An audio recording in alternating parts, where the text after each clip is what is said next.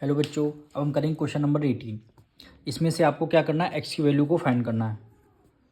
तो सबसे पहले इक्वेशन क्या है इसकी, 2n-7 multiply 5n-4 equal to क्या हो जाएगा 1250। इसमें से आपको n की वैल्यू फाइंड करनी है।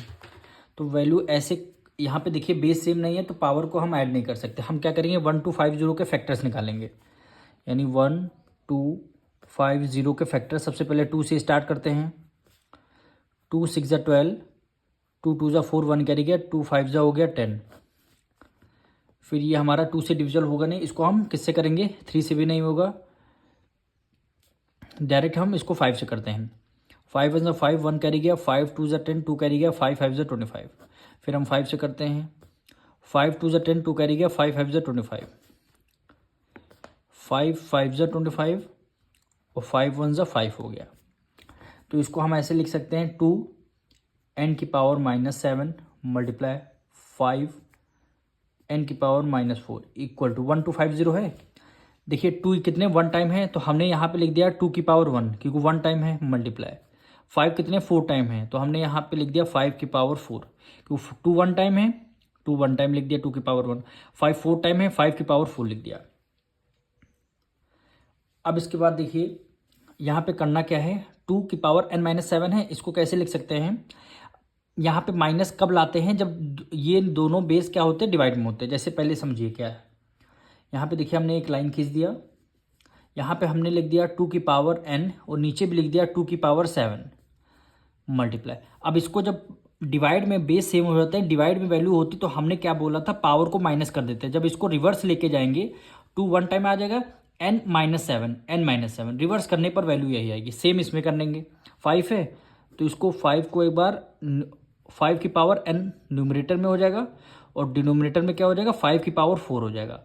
क्यों, जब इसको हम रिवर्स करेंगे तो डिवाइड में है, मल्टीप्लाई में क्या हमने बताया था बेस को ऐड कर लेते हैं, लेकिन डिवाइड में वैल्यू होती है तो 1 टाइम बेस लिख के और पावर को हम कर देते हैं डिवाइड।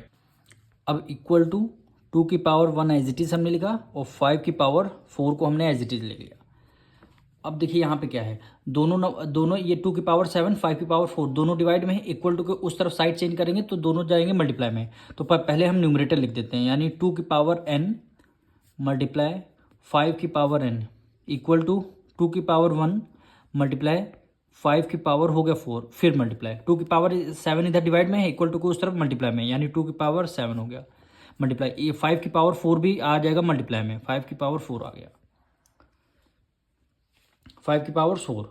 अब यहाँ पे देखिए 2n multiply 5n equal to, देखिए यहाँ पे 2 है, यहाँ पे 2 है, बेस सेम है तो पावर हम ऐड कर लेते हैं, यानी 2⁻1 हो गई और ये वाला बेस हमने ऐड कर लिया।